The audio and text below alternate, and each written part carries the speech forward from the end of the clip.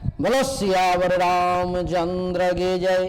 बोलिए रति रमन घन श्याम की जय। बोलिए राधा रानी की जय। धर्म की जय हो, धर्म की जय हो। अधर्म का नाश हो, अधर्म का नाश हो। प्राणियों में सद्भावना हो, प्राणियों में सद्भावना हो। विश्व का कल्याण हो, विश्व का कल्याण हो। नगर बस्ती की जय हो, नगर बस्ती की जय हो। अपने अपने माता पिता की जय हो, अपने अपने गुरुदेव भगवान की जय हो। Mishra for you YouTube channel देखने वाले दर्शक भगवान की जय हो। गौ माता की जय हो, सनातन धर्म की जय हो। गौ हत्या बंद हो, गौ हत्या बंद हो। गंगा अवंध हो, गंगा अवंध हो। भारत अखंड हो, भारत अखंड हो।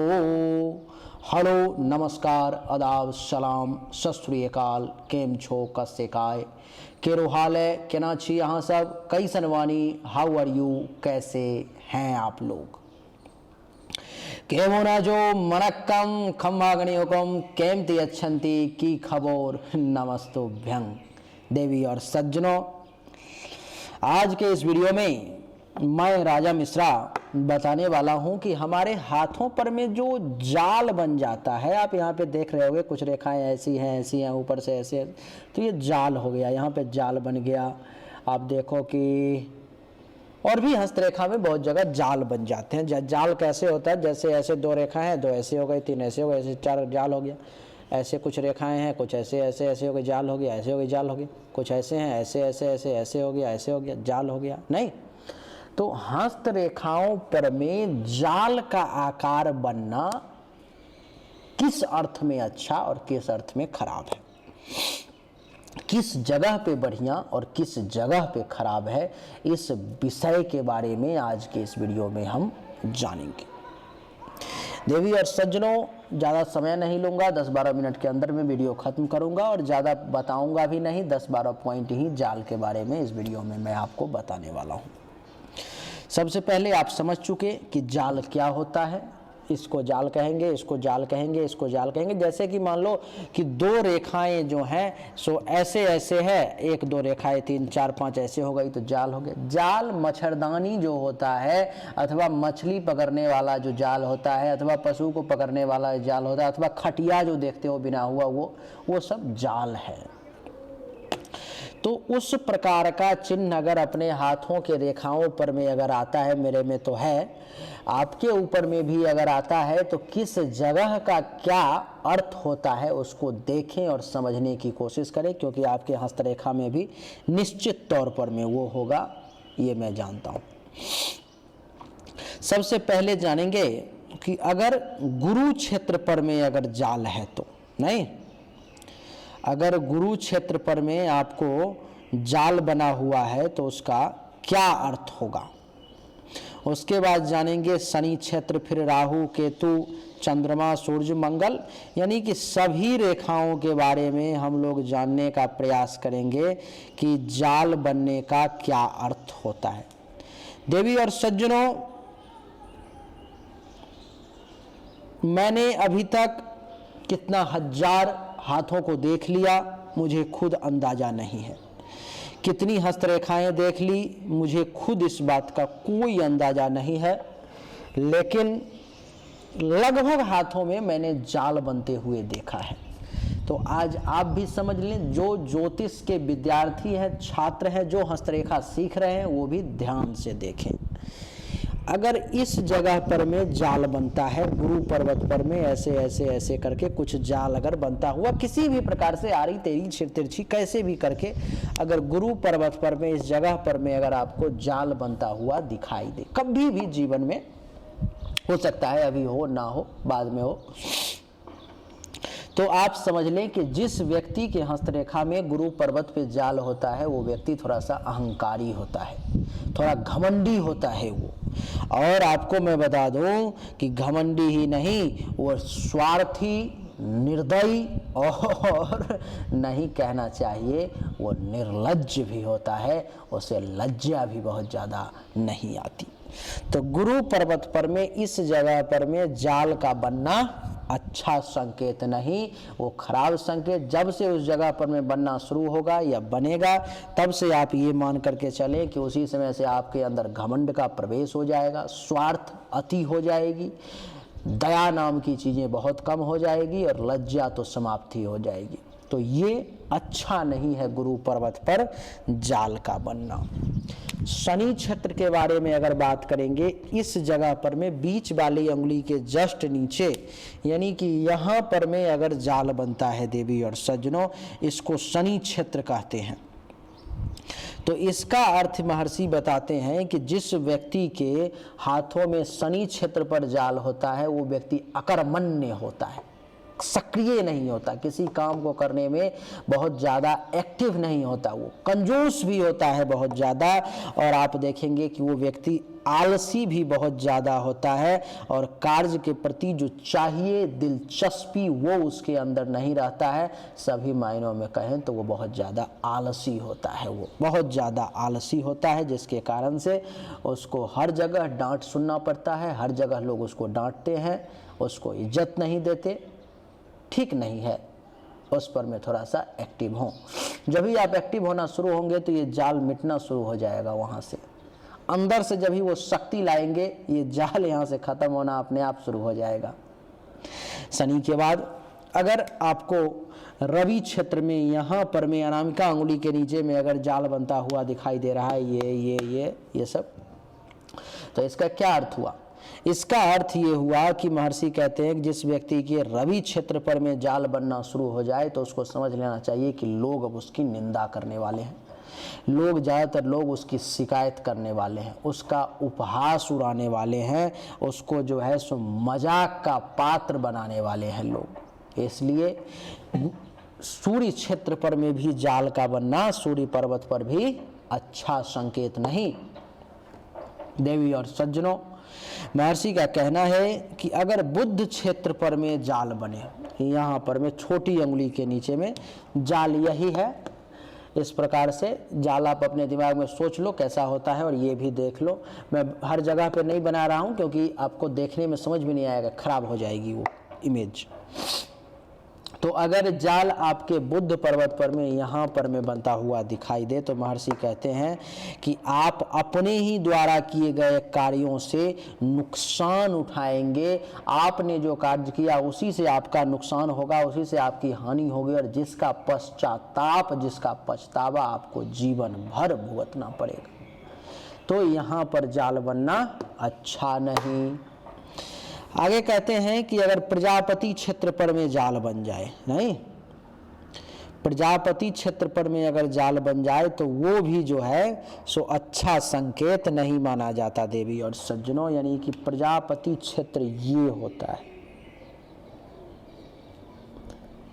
इस प्रकार से यहाँ पर में अगर जाल बन जाए, यानी कि ये जो रेखा है ये इस जगह को प्रजापति क्षेत्र कहते हैं।